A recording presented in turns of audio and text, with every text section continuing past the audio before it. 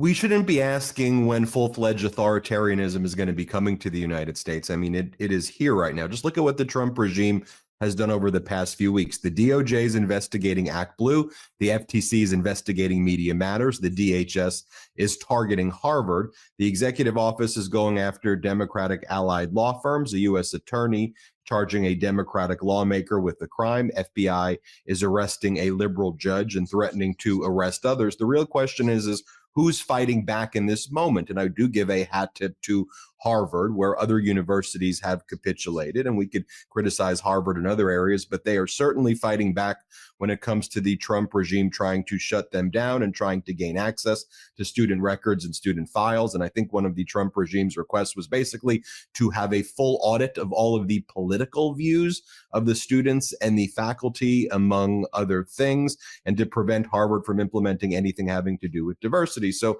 by now you may know the headline that the Trump regime is stopping or is preventing Harvard from having international students. 27% of the Harvard student body is international students. The Trump regime says that all of them will now basically be deemed to be here unlawfully, and they will be deported immediately. And then the question then becomes deported where?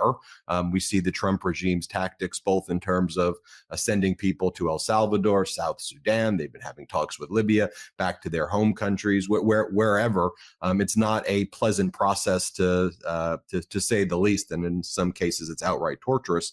Harvard has responded with a powerful letter to its international students, as well as immediately filed a lawsuit. The letter to the Harvard community is as follows. Yesterday, the federal government announced that it has revoked Harvard's certification under the Student and Exchange Visitor Program and stripped the university of its authority to sponsor F&J visas for international students and scholars for the 2025-2026 academic year. The revocation continues a series of government actions to retaliate against Harvard for our refusal to surrender our academic independence and submit to the federal government's illegal assertion of control over our curriculum, our faculty, and our student body. We condemn this unlawful and unwarranted action. It imperils the future of thousands of students and scholars across Harvard and serves as a warning to countless others at colleges and universities throughout the country who have come to America to pursue their education and fulfill their dreams. We have just filed a complaint and a motion for a temporary restraining order.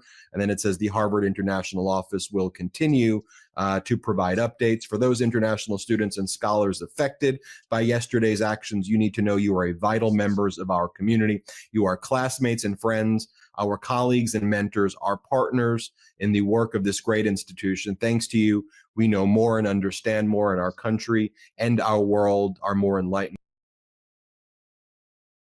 Utmost to ensure that Harvard remains open to the world. And then in their lawsuit that was filed, Harvard has sued the Trump regime, saying it has made 7,000 foreign students pawns in an unconstitutional bid to bludgeon the university over its First Amendment protected viewpoints. Kyle Cheney was one of the first to post that lawsuit. The thing to note also is that the Trump regime is not alleging that Harvard actually violated any specific law. There's no you violated this, you engaged in this conduct. Also, we should note that I think there was a stat that it was 40% of a lot of the startups that have gotten over $1 billion have in the United